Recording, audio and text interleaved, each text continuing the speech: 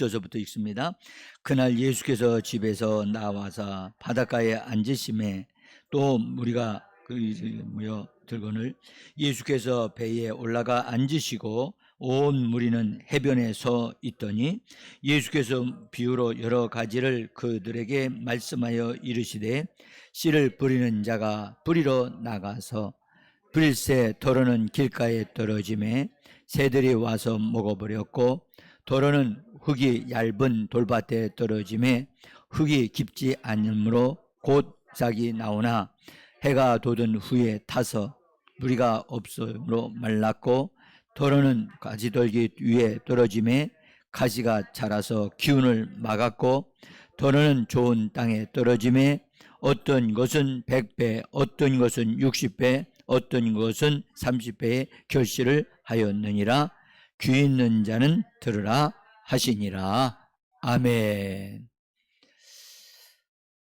주님의 이름으로 오후 예배에 참석하신 분들에게 하나님이 저축해 두신 신령한 하늘의 은혜를 풍성히 공급해 주심으로 이 땅에서 우리의 삶이 부유한 삶으로 강건한 삶으로 잘 되어지는 삶으로 성령께서 이끌어 주시고 형통케 되게 하시기를 간절히 예수 이름으로 축복합니다. 저는 지금 우리가 첫 번째 책 신약 성경의 첫 번째 책 마태복음을 전체를 이렇게 딱 이렇게 세 부분을 딱 보면서 연결되어져서 하나로 소화시키는 작업을 지금 하는 중에 있습니다. 그래서 마태복음에는 세 개의 큰 산이 있다고 말씀을 드렸는데 지난번에 우리가 같이 마태복음 5장에서부터 6장, 7장 세세한 것은 하지 않았지만 큰 흐름을 이해하실 수 있도록 이렇게 말씀을 드렸습니다. 그 천국 헌법에서 천국 백성의 독특한 특성을 우리가 8가지로 말씀을 드렸죠. 지금 현재 신학교 또는 신학자들은 이걸 팔복이라고 그렇게 말씀드립니다만은 저는 그것 이상으로 하나님께서 천국 백성의 아주 성품적으로 영적으로 그다음에 그들의 마음의 태도가 어떠한가 어떤 자세를 가지는가에 대한 것을 먼저 말씀하셨다고 말씀을 드렸습니다. 이 천국 백성 예수님은 천국의 왕으로 오셨기 때문에 천국을 소개하셔야만 됐거든요. 천국을 보여주셔야만 됐던 거죠. 여러분들 천국은 절대 병든 자가 없습니다. 아멘. 그러니까 천국에 가면 귀신은 역사하지 않습니다. 그럼 우리가 살고 있는 이 현실은 아직 그렇지 않잖아요.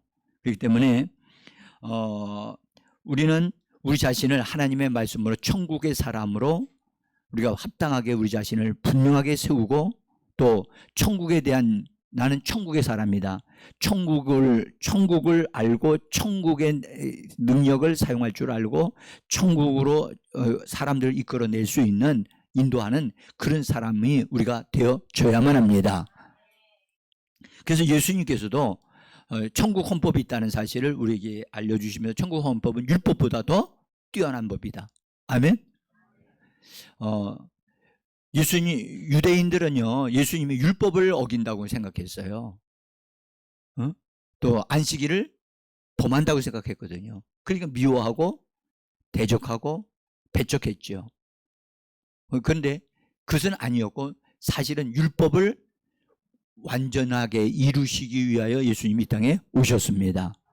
그래서 우리는 천국의 법이 뭐라고 그랬죠?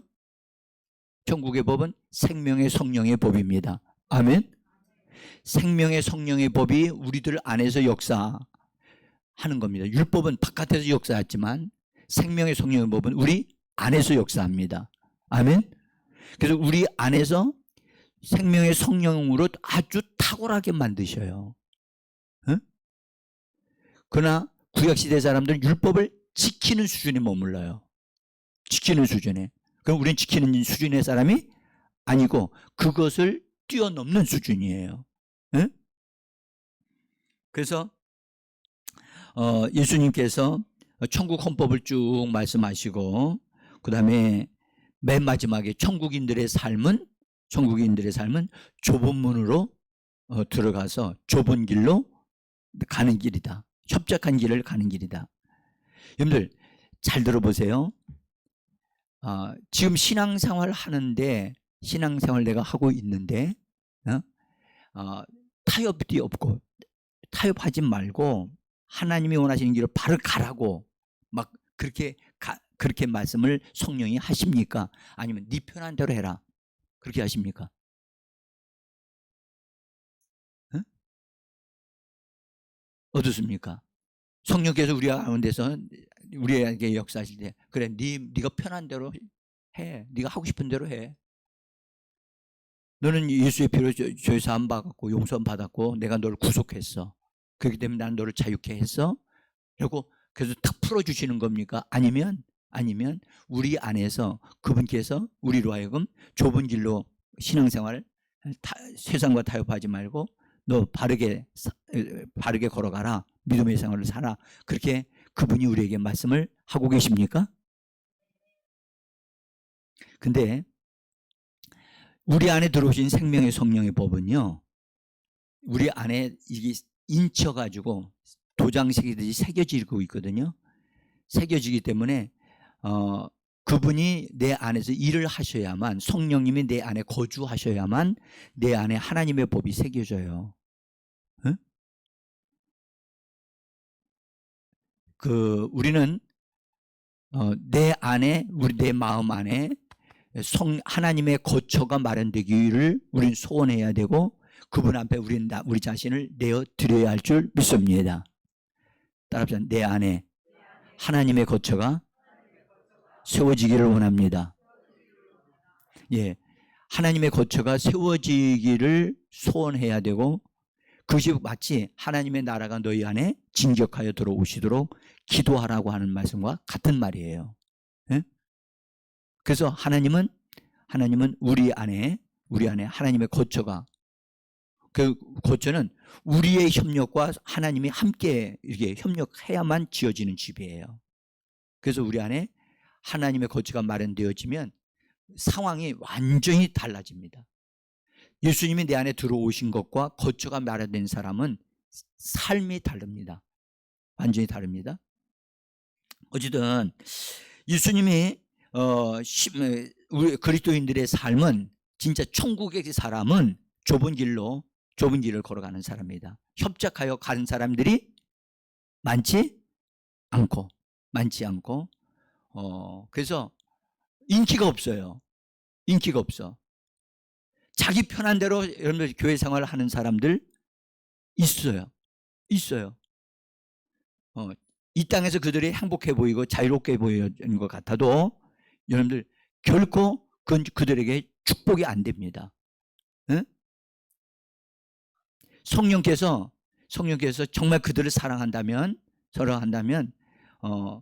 정말 천국에 들어가는 기회를 그들이 얻을 수 있도록 그렇게 해 주셔야 된다고 저는 믿습니다. 자, 이 예수님께서 그 천국 헌법을 말씀하신 다음에 그것을 듣는 사람들이 주 대상이 누구였느냐면 유대인들이었어요.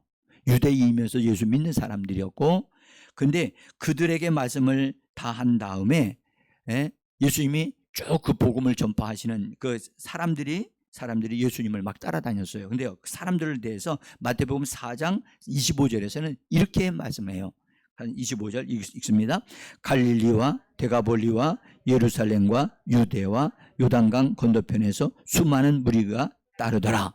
그러니까 여러분들 잘 보세요. 갈릴리는 맨 위쪽이에요. 북쪽에. 근데 그거 보면 예루살렘과 유대와 요단강은 그 밑에 지역이란 말이에요. 그러니까 이스라엘 나라 전체를 다 이렇게 예수님이 다니시면서 그다음에 믿는 자들이, 예수님을 따르는 자들이 생기게 되어진 거예요. 유대인들이다. 유대인들. 그들에게 예수님께서 이제 말씀을 다 하신 다음에 천국 헌법에 대한 말씀을 다 드리고 났더니 마태가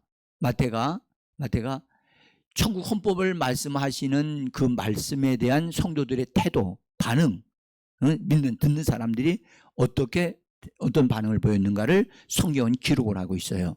자, 그 기록은 마태복음 7장 28절입니다. 같이 한번 28절, 29절입니다. 같이 읽어봅시다. 예수께서 이 말씀을 마치심에 무리들이 그의 가르침에 놀라니 이는 그 가르치시는 것이 권위 있는 자와 같고 그들의 서기관들과 같지 아니함일러라. 여기 보면 자, 분명히 예수님이 말씀을 가르쳤는데 다르다는 거예요. 분명히 예수님이 말씀을 하신 그 말씀이 권위 있는 자가 있다. 모든 권위는 누구로부터 온다고 그랬죠? 하나님으로부터. 그러니까 예수님이 말씀하실 때에 그 말씀에 대한 권위가 하나님에 의해서 주어졌다는 거예요. 근데 또 뭐라고 말씀하냐면 그들에게 말씀을 하고 가르치시는데 보니까 서기관들과 같지 않더라. 이 서기관은 율법 교사들이에요. 율법에 능한 교사들이 잘 가르치는 거예요. 말씀을 잘 가르친다고요. 정말 하여튼 말씀에 능한 자들이에요. 근데 말씀에 능한 자들이 가르치는 것과 전혀 달랐다는 거예요. 그래서 놀랐다는 거예요. 이 말은 예수님은 분명하게 하늘의 권위를 가지고 일을 하시는 분이었다는 거예요. 할렐루야. 천국의 왕으로서 천국을 보여주시면서 천국에 관한 말씀들을 사람들에게 알려주실 때에 세상 지식을 가지고 가르치는 그 교사들보다는 전혀 차원이 다른 말씀을 가르쳐 주셨다. 이건 예수님의 뛰어나심을 우리에게 말씀하고 있는 것입니다. 자, 이제 이렇게 말씀을 다 하신 다음에 예수님께서 유대인들을 대상으로 일을 해러 나가셔요. 이제 여러분들 헌법이 딱 선포됐으니까 이제 그 사람 유대인들을 대상으로 하나님의 말씀을 실제로 위력을 보여주시기 위하여 천국이 정말 이 땅에서 해결할 수 없는 것을 다 해결해 줄 수 있는 것이 바로 천국임을 예수님임을 보여주기 위하여 예수님이 나가셔요. 다니셔요. 다니시면서 만나는데 8장의 기록을 보면 문둥병자를 고칩니다. 뭘 고친다고요? 문둥병자. 여러분, 문둥병은 본래 구약적으로 보면 유대인으로 보면 하나님께로부터 저주받은 자예요. 문둥병은 주로 교만한 자들이 걸려요. 더구나 하나님을 대적하는 자들이 걸리는 병이 이 문둥병이에요. 그럼 사실은 신약적으로 보면 하나님을 방식으로 살지 않고 자기 방식으로 사는 사람들, 이 사람들이 되게 문둥병자예요. 그래서 신약 시대에는 여러분들 예수 믿으면서도 자기 방식으로 사는 사람들은 문둥병 걸린 사람이다. 그런 얘기예요. 응? 문둥병 걸리면 어떤 현상이 일어나죠? 안 걸려봐서 모르잖아요. 응? 여러분들 귀나 눈이나 코나 이거 다 뭉그러져 내리죠. 썩어 들어가는 거거든요. 그 죄인의 모습이란 말이에요. 죄인의 모습. 근데 문둥병자를 고치셨다? 이거는 유대인에게서는 엄청난 충격적인 일이에요. 응? 그 다음에 백부장의 하인을 고치시고 말씀으로 고치셔요. 말씀으로. 말씀만 딱 하시니까 말씀대로 이루어지는 거예요. 아멘? 다시 말씀드릴게요. 여러분들, 우리는 하나님의 말씀을 우리가 받아서 그 말씀을 나의 말씀으로 삼고 나의 복음으로 삼아서 그 말씀을 우리가 믿음으로 고백하고 믿음으로 선포하면 우리의 삶에 말씀이 이루어지는 역사가 일어나는 걸 믿으시기를 바랍니다. 이것은 반드시 우리가 그것을 해야 돼요. 응? 그래서 기도해서 되어질 것과 말씀을 말해서 되어질 것이 있어요. 응? 근데 우리는 다 뭐든지 다 기도만 하면 된다고 생각을 하거든요. 말씀을 말하라. 아멘? 따라합시다. 말씀을 말하라. 다시 한번. 내 영혼아, 말씀을 취하고 말씀을 선포하라. 아멘. 지금 오후 시간에 여러분들 이게 예배 집중해서 예배 드린다는 거 쉬운 일이 아니에요. 예? 지금 밥이 우리 몸 안에 들어와 가지고 소화가 되어지려고 하니까 몸이 막 이게 소화시키는데 집중하게 되어지는 게 되니까 몸이 졸린 거예요. 예? 근데 조금만 예수 이름으로 관리해 주시기를 부탁합니다. 내 위에다가 예수 이름으로 소화는 시키되 졸개는 내가 허락하지 않겠다. 자기 몸을 관리 좀 해주세요. 예? 자, 그래서 이제 그분이 나가서 병든 자를 고치셨어요. 아멘. 자, 보세요. 그 다음에 많은 병든 자 또는 귀신 들린 자를 예수님이 말씀으로 쫓아내셨다. 이거 정말 유명한데 사실은 마태복음 8장인데요. 이거 한번 보시죠. 한번 다 찾아보세요. 이거 PPT에 올리지 않았는데 마태복음 8장 참 저는 이 말씀을 너무너무 귀중하게 여깁니다. 같이 8장 16절과 17절인데 같이 한번 읽어보십시다. 8장 16절 17절 시작. 저물매 사람들이 귀신 들린 자를 많이 데리고 예수께 오거늘 예수께서 말씀으로 귀신들을 쫓아내시고 병든 자를 다 고치시니 이는 선지자 이사야를 통하여 하신 말씀에 우리의 연약한 것을 친히 담당하시고 병을 짊어지셨도다 함을 이루려 하심이니라. 아멘.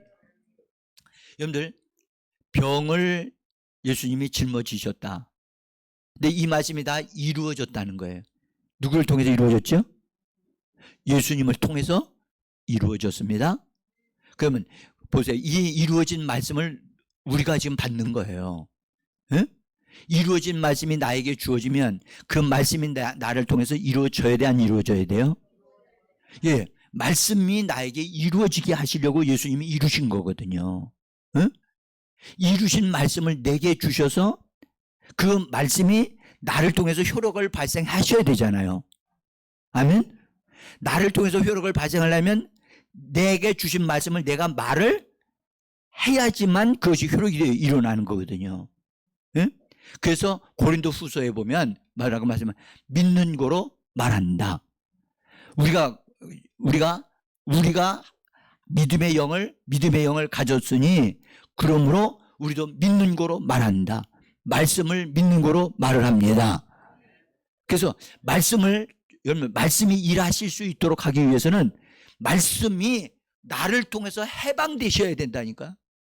말씀을 내 안에 가둬두지 마시고 나의 입을 통해서 말씀을 뭐하라? 해방되게 하고 풀어놓아야 돼요. 여러분 천사들이 어디 있어요? 응? 갑자기 봉우리가 가지고 응? 이거 하늘에 있고 우리 옆에 와 있잖아요. 우리에게 오는 천사도 있고 대기하고 있는 천사도 있거든요. 그러면 천사는 성경의 시편에 보면 천사는 말씀을 이루는데 능하다고 했어요. 할렐루야. 하나님의 말씀을 들을 줄 알아 천사들은. 다시 말하면 이것이 하나님의 말씀이다 사람의 말이다 금방 알아 천사들은. 그러니까 우리가 하나님의 말씀을 말하면 천사들은 뭐라 그래요? 드디어 말씀이 왔다. 드디어 말씀이 나타났다. 이 말씀을 빨리 뭐 하자? 실제가 되게 만들자. 실제가 되게 만들자. 할렐루야. 천사들은 말씀을 이루는 능력이 있다니까요. 그럼 다시 말하면 천사들이 나와 함께 와가지고 나를 위하여 일을 하려면 내 입에서 뭐가 나와야 돼요? 하나님의 말씀이 나와야 돼요. 내가 천사를 부릴 수는 없잖아. 여러분 우리가 천사를 부린다고요? 아니요, 그렇게 안 돼요. 내 말로 내가 하고 싶은다고 천사 1000명이 와서 나를 좀 지원해라 그렇게 말한다고 해서 되는 게 아닙니다. 천사는 하나님의 말씀이 하나님의 입에서 떨어지면 그대로 집행하십니다. 집행하는데 하나님이 그 말씀을 누구에게 주셨어요? 우리에게 주셨어요. 예수님께서 예수님을 통해서 이루어 놓으신 말씀, 이루어진 말씀을 누구에게 주셨어요? 그래서 성경에 보세요. 우리는 말씀으로 거듭났고 말씀으로 우리가 태어났다라고 야고보서에 말씀하셨어요. 그러므로 우리는 말씀을 소유하고 말씀의 사람이 되어줘야만 합니다. 아멘? 그래서 여러분들 말씀을 말하셔야 돼요. 응? 말씀을 말하면 누가 일한다? 천사가 일해요. 기도해놓고서는요, 기도를 열심히 세게 막 열심히 한다고 해서 해놓고 그 문제를 풀기 위해서 자기가 나가서 수고하거든요. 그러면 안 되죠. 주님이 일을 하셔야죠.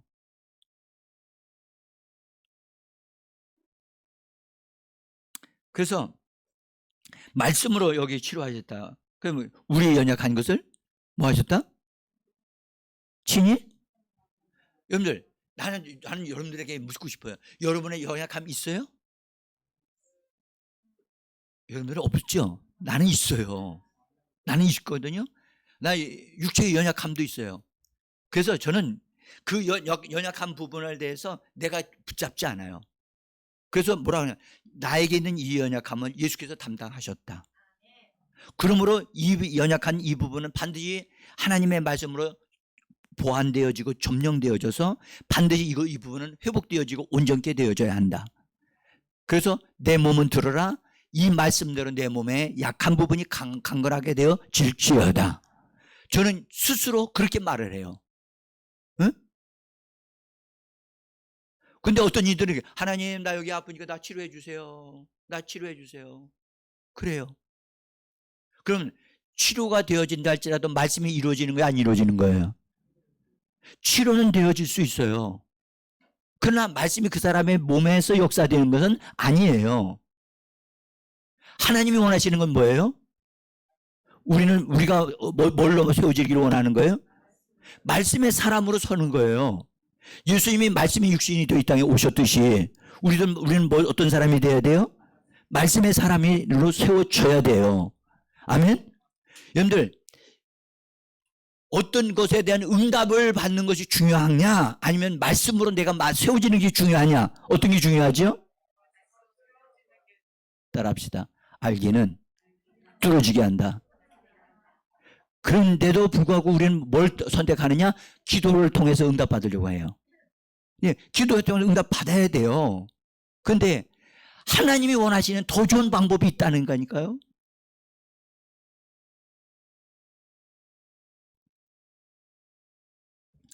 자, 그 다음에 중등병을 고치시고 그 다음에 회당장의 딸을 살리셨어요. 그렇죠? 회당장 딸을 살리셨다니까. 그래서 죽어가고 있는 그를 예수님이 살리셨단 말이에요. 자, 그런 일을 막 해서 눈먼 맹인들의 눈을 뜨게 하셨고 그 다음에 그래서 예수님이 이런 일들을 하고 다니면서 벙어리도 고쳐주셨고, 그 다음에 이제 근데 그것이 9장까지 그렇게 됐어요. 근데 10장에는 여러분들 읽어보시면 알지만 병 고치는 사건이 거기 기록되어 있질 않아요. 왜 그러냐 하면 10장에는 예수님이 제자들을 사도로 세우시는 작업을 하세요. 그리고 그들을 훈련시키고 그들을 임명하고 그들을 무장시키는 작업을 하세요. 그것으로 10장이 채워진다고요. 그 다음에 11장에 가면 다시 예수님께서 일을 하시는데 예수님께서 11장에는 다니면서 기적을 보여주고 막 능력을 나타났는데도 불구하고 그 지역에 있는 사람들이 하나님께로 돌아오지를 않기 때문에 예수님은 그들을 향하여 막 회개하라고 막 책망을 하신다고요. 응? 11장에서는 고라시나 베세다야 가버나움아 막 그렇게 야단의 이름을 부르시면서 너희에게 행했던 그것을 이방인들에게 했더라면 그들이 더 많이 돌아왔을 것이다 하시면서 예수님이 안타까워하시며, 그래서 여러분들 기적을 보아야 구원받는 게 아니에요. 기적을 경험해야 여러분들 구원받는 게 아니라고요. 말씀을 믿어야 여러분들 구원을 받게 되는 줄 믿습니다. 그래서 12장에 이제 들어가면 예수님이 밀밭 사이로 다니시면서 안식일 날 제자들이 밀을 따다가 막 먹는 거예요. 그러니까 이 유대인들이 볼 때는 이거 안식일 날 저렇게 다니면 안 되고 저거 막 따서 먹으면 안 되는데 안식일을 범했다. 율법을 범했다. 하니까 그거 가지고 예수님 앞에 막 이야기를 하는 거예요. 안식일이 중요하냐 사람이 중요하냐? 누가 더 중요하죠? 사람이 먼저인데 너희는 안식일에 붙잡혀 있구나. 어? 지금 사람이 병들어 있고 사람이 죽어가고 있는데 이거 먼저 살려야 되지 않겠느냐? 근데 그들은 거기에 붙잡혀 있는 거예요. 그래서 주님께서 그것을 드러내시면서 그들의 잘못된 생각을 바르게 고치려고 말씀을 주시기도 합니다. 어쨌든 근데 이로 인해서 안식일을 거룩하게 지키려고 하는 바리새인들은 예수님이 너무 미운 거죠. 왜요? 자기들의 믿는 믿음에서 이렇게 떠나 있는 것 같고 거기서 그걸 뛰어넘는 것 같으니까 바리새인들은 견디기가 어려운 거죠. 그러다 보니까 예수님을 어떻게 했느냐? 대적하게 되고 배척하게 되어져서 그래서 예수님을 향하여 공격을 하는 자들이 되어지고 말아요. 자, 그렇게 하니까 예수님이 귀신에 대한 얘기를 하시면서 귀신이 사람의 몸에서 나갔다가 다시 그 사람 속에 들어오면서 전보다 더 악하게 된 것 같이 이 시대가 그렇게 될 것이다 라고 말씀을 하신다. 자, 거기 마태복음 13장 12장인데요 12장 45절이에요 12장 45절 같이 읽어봅니다. 이 악한 세대가 또한 더욱 심하게 되리라. 그래서 이 바리새인들에 대한 얘기를 하신 거예요. 그래서 바리새인들이 이 말씀대로 점점 더 완악해져 가지고 점점 더 해서 나중에 예수를 십자가에 못 박는 거기에 앞장서는 자들이 되어진단 말이에요. 그러니까 여러분들 예수님을 모셔들어도 환영해도 시원찮은데 예수님을 대적하고 이러니 예수님이 그런 데서 일을 하고 싶어요? 여러분들을 환영하는 데서 일을 하시겠어요? 여러분들을 핍박하는 데서 일을 하시겠어요? 응? 진짜요? 여러분 진짜 우리들도 그렇잖아요. 우리를 싫어하는데 그 집에 가고 싶어요? 안 가고 싶어요. 예수님도 지금 자기가 유대인에게를 위하여 하나님 보내심을 받았는데 보내심을 받은 와서 유대인들을 위해서 지금 현재 일을 하고 있는데 유대인들이 거절하는 거야. 그러면 예수님이 유대인들이 반발하고 예수님을 대적하는데 예수님이 일을 하고 싶으시겠냐고요. 그럼 어디로 가죠? 하늘로? 어디로 가요? 유대인들이 아닌 누구에게로? 그렇죠. 방향이 틀어지는 거예요, 그게. 여러분들 성경에 보세요. 여러분들 하나님이 보세요. 사울 왕을 하나님이 먼저 버리시니까 사울이 돌아섰죠? 응? 아니에요. 성경에 보면 사울 왕이 하나님의 말씀을 버림으로 성경에 그렇게 돼요. 말씀을 버림으로 하나님도 사울을 뭐했다? 버리셨다. 그렇게 돼 있다고요. 사람이 먼저 버린다니까.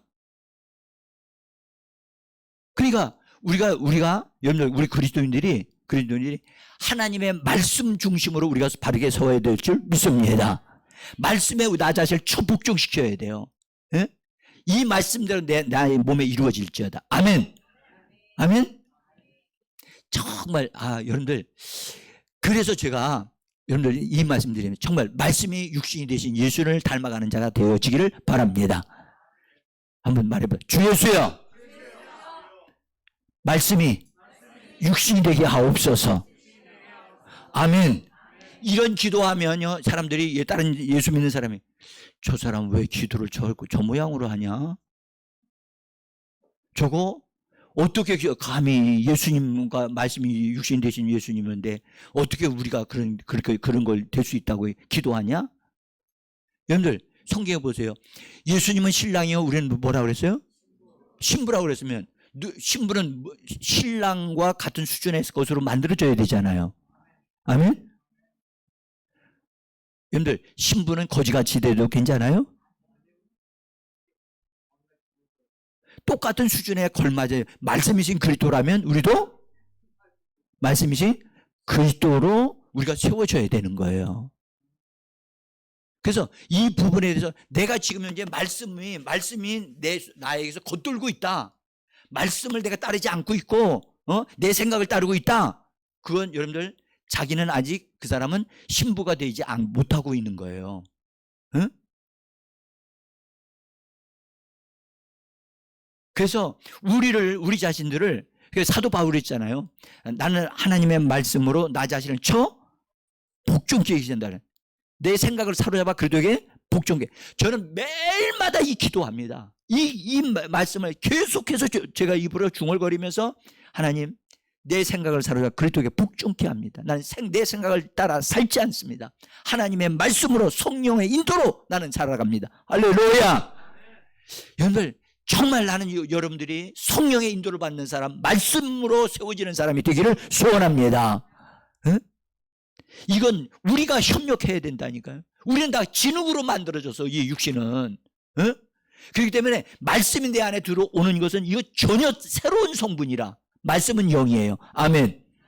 더 크게 옆에 있는 분들과 인사하면 말씀은 영입니다. 아이고, 이 하라 할 때 이 졸다가 버쩍이 들어가지고 왔다리 하고 있어요 지금. 예? 다시 한번 옆에 있는 사람에게 눈동자를 바라보면서 확실하게 얘기해요. 말씀이 육신이 되시길 바랍니다.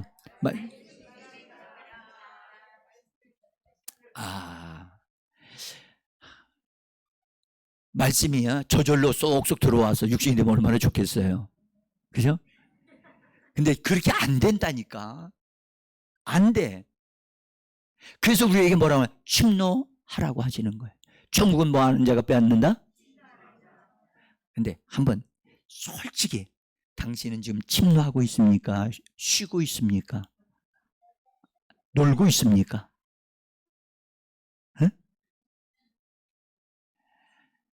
여러분들 정말 우리가요 이 땅에 여러분들 마지막에 올 때를 우리가 미리 알고 있다면 이렇게 있을 수가 없어요. 응? 그리고 나의 마지막의 시간이 내가 앞으로 5년 남았다 아니면 3년 남았다 그것을 아는 사람은 이거 지금 매일매일마다 뇌가 힘쓰고 애써도 이거 될까 말까 하구나 하는 걸 딱 느껴야 되거든요. 응? 그날에 내가 너를 모른다 하면 여러분들 그때서는 돌이킬 기회가 없어요. 지금이니까 기회가 있는 거예요. 아멘. 지금이니까. 근데 지금 여러분들 여기 앉아 있으면서도 예배 드리면서도 전혀 감각이 없는 사람이 있어요.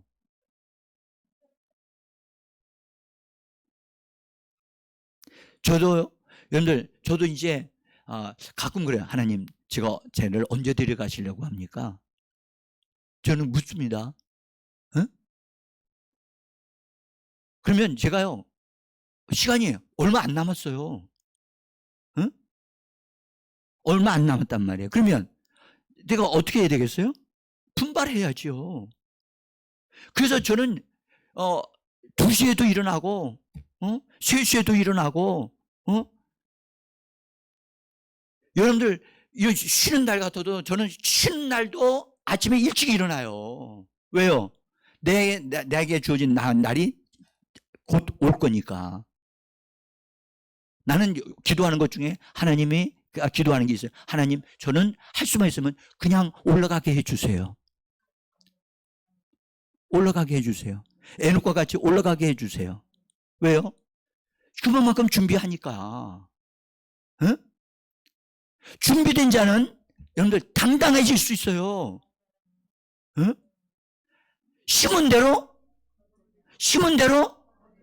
그러면 심은 대로 못 거두면 그것은 여러분 잘못된 장사하는 거죠. 응? 하나님의 말씀을 믿어요? 에이, 나는요 성도님들 아멘 아멘 하시는데 안 믿는 사람이 너무 많아. 진짜. 어? 에녹이 여러분 300년 동안 하나님과 동행해갔더니 죽음을 보지 않고 올라갔다. 그럼 믿어요?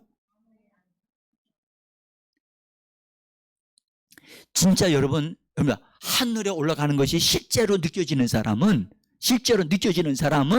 지금과 같이 살 수가 없어요. 연락가지고 진짜 나는 제가 제 자신이 그렇게 살지 않으면서도 여러분들한테 살으라고 말하면 그건 거짓말이잖아. 거짓된 설교를 어떻게 하냐고요. 주일날도 여러분들 아침 새벽 예배 없거든요. 없으니까 푹 쉬자 해가지고 쫙 해가지고 8시 정도에 일어나서 한다고 해서 누가 뭘 할 사람이 있어요? 없어요? 없어요. 근데 왜 4시에 5시에 일어나냐고요. 왜 기도하냐고요. 누구를 위하여? 저는 성도들 위해서 이걸 신앙생활 하지 않아요. 저 자신을 위해서 하나님 앞에 바르게 거짓되지 않는 하나님의 사람이 되려고.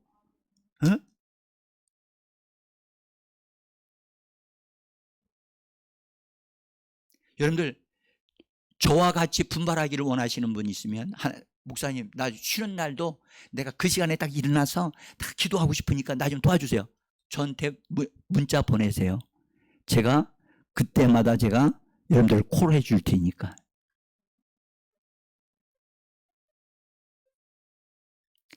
같이 올라갔으면 좋겠는데 근데 지금같이 되어지면 같이 올라갈 수 없을 것만 같아요. 응?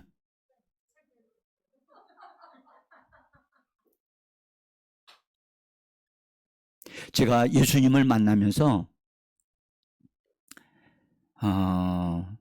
저에게 주님이 예수의 신부들을 단장시키는 일을 하라고 그러셨거든요.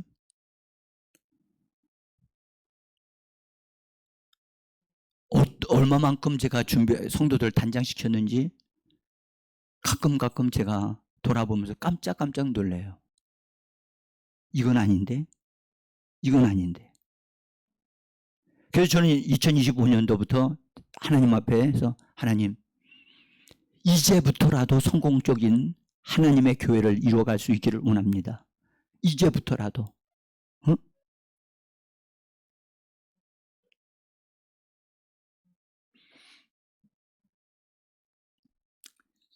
자, 그래서 유대인들에게 강력하게 반대를 받으신 예수님은 이제는 그들에게 가고 싶은 게 없어요. 가고 싶지 않은 거예요.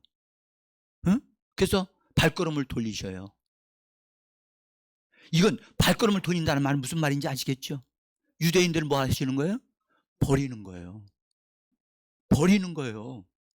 여러분들 예수님이 이 부분에서 얼마나 과감하게 행동하시는가를 저를 보면서 내가 만약 주님을 기쁘게 받아들이지 않는다면 주님은 나도 버리시겠구나.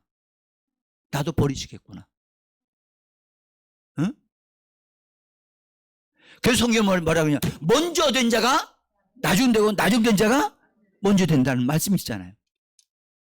먼저 믿었고 먼저 깨달았다고 해서 먼저 하나님의 은혜를 받았다 해서 그 사람이 먼저 되는 게 아니라는 거예요.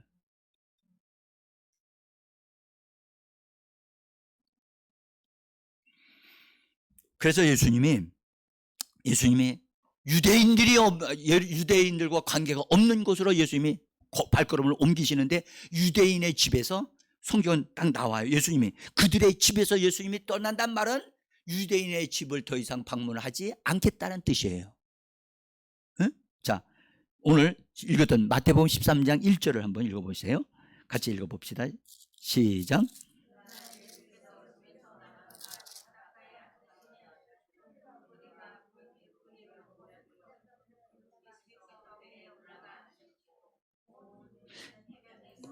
예, 거기 보면 그날이 어느 날이요? 유대인으로부터 배척을 받으시는 그날 최결정에 이르르셨을 때, 그날 참고 참으셨는데도 불구하고 도저히 더 이상 잘 견디지 못하실 때 예수님은 돌이키신다는 거예요. 여러분들, 제가 어떤 사람에게 자꾸 얘기를 해요. 정말 바르게 세워져야 된다. 지금 기다리고 계신다. 얘기하는데도 반응을 못하고 있는 것을 볼 때마다 나는 이 말씀이 그에게 이루어질까 봐 마음이 두렵습니다.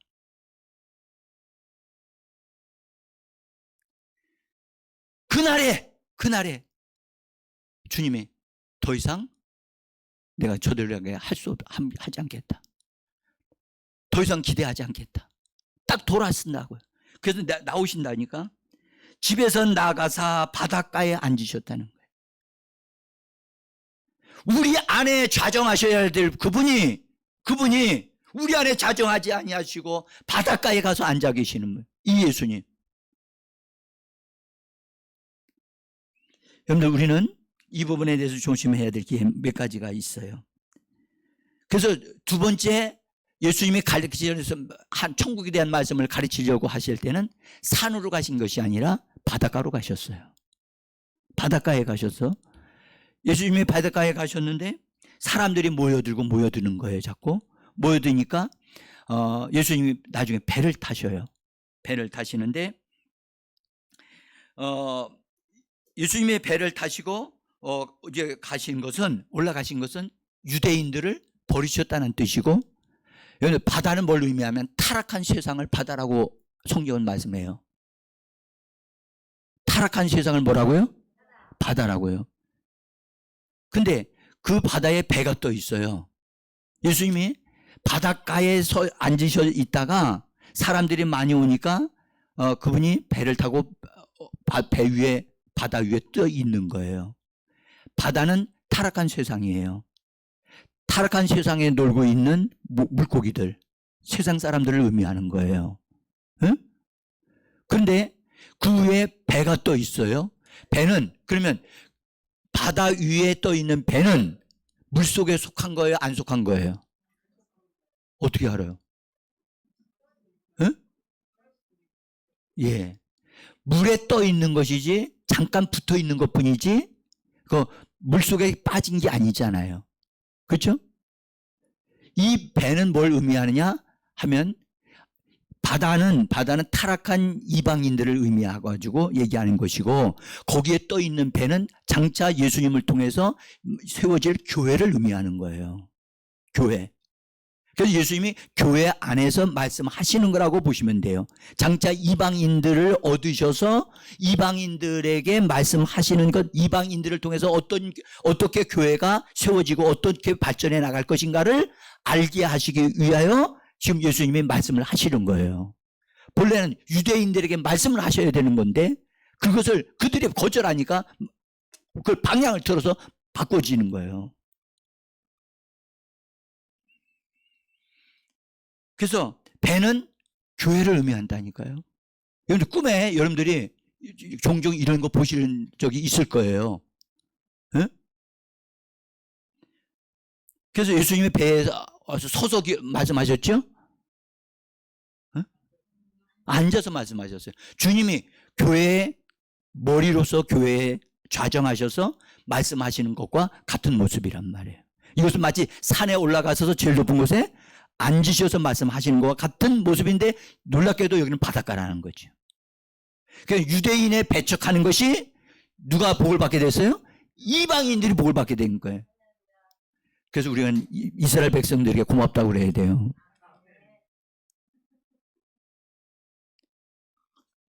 그런데 여러분들, 마지막 때가 되면 잘 들으세요. 마지막 때가 되면 이방인 예수 믿는 사람들이 예수를 배척합니다. 마지막 때가 되면. 지금 점점점 그렇게 되어가고 있어요. 안타깝게도. 자, 그래서 배에 앉으셔서 이제 앞으로 이방인들을 얻으셔서 이방인들을 통해서 교회가 어떻게 발전해 갈 것인가, 이 땅에 교회가 세워지고 어떻게 이 교회가 이게 결과물을 만들어내는 것이 될 건가에 대한 것을 비밀스럽게 비유로 말씀을 하세요. 뭘로 말씀하신다? 비유로 말씀하세요. 그래서 이것을 세세하게 다 설명을 드릴 수는 없어요. 이게 큰 흐름을 제가 잡아드리는 거니까. 그래서 예수님이 앉으셔서 말씀을 시작을 하실 때 오늘 우리가 그랬어요. 예수께서 비유를 여러 가지를 말씀을 하셔 이르시되 하면서 씨 뿌리는 비유에 대한 얘기를 하세요. 근데 이 마태가 이것을 기록할 때 우리가 꼭 기억해야 될 건 이 첫 번째 나오는 씨 뿌리는 것은 비유로 하신 말씀이 아니에요. 이건 실제로 하신 말씀이라고. 근데 많은 사람들이 이걸 비유라고 생각을 한다고. 그래서 일단은 씨 뿌리러 예수님이 나가서 씨를 뿌린다? 이 말은 무슨 말이냐 하면 천국을 위하여 씨를 뿌리시는 거예요. 천국의 씨앗이거든요. 말씀의 씨앗이에요. 천국의 씨앗이라고 아예 성경에 그렇게 나와 있어요. 그래서 천국의 씨앗을 뿌리는 거예요. 그래서 그것을 뿌렸어요. 이거 뿌린 것은 비유가 아닌 것은 이미 예수님이 유대인들을 통해 의해서 말씀을 시작하셨어요, 안 하셨어요? 하신 거기 때문에 그건 사실이란 말이에요. 그 사실에 근거해서 이 부분의 말씀을 하시면서 다시 이방인들에게도 똑같이 동일하게 말씀이 뿌려진다는 것을 말씀하고 계시는 거예요. 자, 일단은 그래서 말씀을 딱 뿌렸는데 그래서 이제 천국을 세우기 위해서 씨를 뿌렸어요. 근데 그 씨가 재생산되어지기 전에 성경이 말씀하기를 밤중에 제자들이 다 잠을 자고 있는데 씨를 다 뿌려놨는데 어떤 놈이 와가지고 밤중에 뭘 또 뿌렸다? 가라지를 뿌렸다는 거야. 가라지. 그 얘기를 바로 이렇게 하신다고요. 24절에서 마태복음 13장 24절에 보면 와가지고 그래서 사람들이 잘 때에 그 원수가 와가지고 곡식 가운데 가라지를 덧뿌리고 왔다. 여러분들 이건 덧뿌리고 간 거야. 가라지에 가라지. 가라지가 들어온 거야. 이거는 진짜 씨하고 가라지하고 같아요, 달라요? 달라요. 종자가 달라. 그런데 그들이 씨 뿌린 데다 그것이 덧뿌려졌기 때문에 갑자기 본래 예수님이 생각했던 것보다 그것이 어떻게 됐냐면 더 커져버린 거야. 커졌지만 그 안에 뭐가 들어와 있는 거예요? 가짜가 들어와 있는 거예요. 가짜가 진짜 같은 것 같은데 보니까 속은 다른 거야. 이것들이 들어왔어요. 이건 뭘 의미하느냐? 여러분들 천국 교회가 이 땅에 세워지면서 비정상적인 성장이 이루어질 것을 말씀을 한 거예요. 그래서 천국의 씨앗이 심어졌는데 심어진 사람들에게 심어진 게 아니라 거기에 가짜들이 덧붙여져 들어와서 교회 안에 구성이 되어진 거예요. 그때부터 문제가 교회 안에 시작이 되어진 거란 말이에요. 그래서 비정상적인 성장, 발전이 교회 안에 이루어질 것이다. 천국을 이루기 위한 사람들 가운데 거기에 가짜들도 들어오는데 이건 나중에 다 건져내가 없애질 것이지만 그렇게 교회가 이렇게 만들어져 갈 것을 예수님이 미리 내다보고 말씀을 하시는 거예요. 그 다음에 하나하나 이제 자세하게 하면 너무 조금 말씀드리지만 일단 크게 그 다음에 천국은 감추어진 보화와 같다. 그래서 너무 보화가 너무 귀해가지고 이걸 발견해서 자기가 가지고 있는 모든 것을 다 팔아서 그것을 샀다. 한번 내가 여쭤볼게. 여러분, 사랑하는 성도 여러분, 여러분이 가지고 있는 것을 전체를 다 털어서 산 보화가 있어요, 없어요?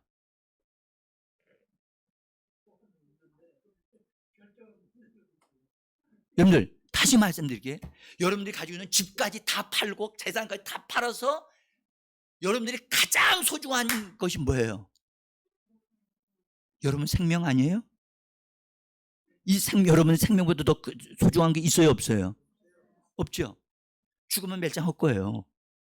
그걸 팔아서 살 만큼 값진 보화를 발견했어요? 그러면 그 발견했으면 여러분들 그것을 팔아야 돼, 안 팔아야 돼요? 여러분, 정말 나중에 이제 주님이 값진 진주라고 말씀도 하셨어요. 우리는요, 여러분들 값진 것을 발견했음에도 대가를 지불하지 않아요.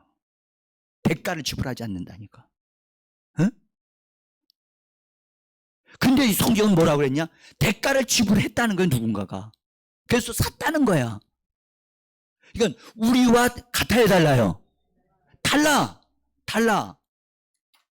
근데 많은 사람들이 이것을 우리라고 얘기를 한단 말이에요.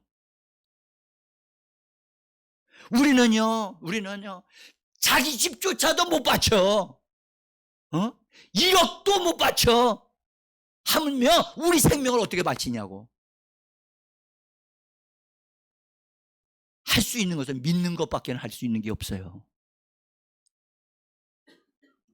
여러분, 우리는 정말 그래도 하나님 앞에 믿음으로 말미암아 하나님의 은혜로 하나님의 사람들이 되어갈 수 있는 이 놀라운 길을 우리에게 주신 것을 감사해야 됩니다. 네? 하나님은 우리한테 물질을 요구한 적이 있어요? 없어요. 하나님은 그렇게 하시는 분이 아니거든요. 그래서 나중에 이 본문 안으로 들어가 보면 여러분들 진짜 알게 되어지면 따라합시다. 미치게 된다. 말씀에 미치게 된다니까요. 잠이 안 와요. 안 온다고. 너무 맑아져가지고 너무 맑아서 하나님 제발 좀 잠 좀 자게 해주세요. 하나님 나 견딜 수가 없어요. 진짜 이거 제가 그렇게 했다니까요.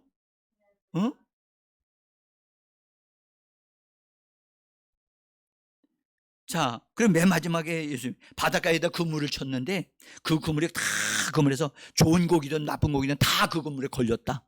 그래서 나중에 거기서 어떤 사람들이 나와서 좋은 고기는 왼편에 오른편에 담고 나쁜 고기는 왼편에 담아가지고 이거 나쁜 고기는 다 없애버리고 좋은 고기는 나중에 이렇게 보화로 취했다. 이렇게 말씀이 나와요. 이 성경에. 그게 맨 마지막에 주님이 세상 끝에도 이러하리라. 천사들이 와서 의인 중에서 악인을 골라 내어 풀무불에 던져 넣으리니 거기서 울며 이를 갈리라. 여러분 성경을 한번 13장 맨 마지막 부분을 볼까요? 47절 보세요. 제가 이 부분 말씀을 드릴 시간이 없지만 잠깐 보겠습니다. 같이 읽어봅시다. 또 천국은 마치 바다에 치고 각종 물고기를 모으는 그물과 같으니 그 다음에 계속해서 48절 읽습니다. 그물에 가득함에 물가로 끌어내어 앉아서 좋은 것은 그물에 담고 못된 것은 내버리니라. 이것이 예수님의 맨 마지막에 하신 말씀이에요. 비유에. 그런데 그것에 대해서 설명을 뭐라고 덧붙였느냐. 49절이에요. 49절 소리내서 읽읍시다. 시작. 세상 끝에도 이러하리라. 천사들이 와서 의인 중에서 악인을 갈라내어 풀무불에 던져 넣으리니 거기서 울며 이를 갈리라. 여러분 세상 끝에서 말하는 의인과 지금 우리가 말하고 있는 의인은 전혀 다른 의인입니다. 응? 율법이 말하는 의인과 복음이 말하는 의인은 같습니까? 다릅니까? 대답 못 하시는 분은 지금 뭔지는 무슨 말인지는 모르고 있는 거예요, 지금. 어? 그런데 지금 말하는 의인, 우리가 예수 그리스도를 믿어 의롭게 되어진 사람과 세상 끝에 의롭게 되어지는 것은 다른 거예요. 그 다른 게 뭔가는 다음에 말씀을 드릴게요. 그리고 어쨌든 그래서 갈라놓는다는 거야. 거기에 우리가 소확하는 게 아니에요. 우리는 이미 앞부분에서 다 끝났어요. 이건 끝에 되어질 문제야. 이 말씀을 다 하신 다음에 예수님이 제자들에게 앞에 앉아있는 제자들에게 이렇게 질문하셔요. 거기 51절에 있는 말씀입니다. 51절 같이 읽겠습니다. 이 모든 것을 깨달았느냐? 대답하되 그러하오니이다. 자, 이제 여러분들 제가 오늘 말씀드린 것을 깨달으셨습니까? 지금 교회가 씨 뿌리는 것으로 인해서 확장되어져서 쭉 해가지고 나왔는데 맨 마지막에 이렇게 되어진다. 그래서 지금 교회 생활의 결과가 있어요, 없어요? 있어요. 내가 이걸 다 말씀드리지는 못했지만 있어요. 반드시 그렇게 되어질 거예요. 이건 예수님의 말씀이기 때문에 이루어지는 겁니다. 이루어진다고요. 제자들이 이것을 예수님이 심각하게 물으신 거예요. 너희가 다 내가 말한 거 다 깨달았느냐? 그들이 뭐라고 대답했어요? 그러합니다. 어때요? 여러분들 그때 제자들이 대답했지만 깨달았을까요? 몰랐을까요? 그들은 아직 성령을 받았어요? 못 받았어요? 이 말씀을 들을 수 있는 준비가 안 돼 있어요. 그러한데도 주님이 이런 질문을 하시는 거예요. 이 부분은 너무 귀한 말이고, 천국에 대한 말씀이고, 천국이 어떻게 발전되고 확장되어져 가고 어떻게 변질될 것인가까지도 말씀하신 거예요. 응? 그리고 그 결론은 이렇게 맺어질 건데, 결론은 30배, 60배, 100배로 맺어질 거다. 할렐루야. 나는 여러분에게 묻고 싶어요. 여러분은 30배에 속하기를 원합니까? 60배에 속하기를 원합니까? 100배에 속하기를 원합니까? 따라합시다. 말로만. 제발 말로만 하지 마세요. 제가 보기에는 30배도 아직 여러분들 이루지 못한 사람들이 너무 많아요. 에?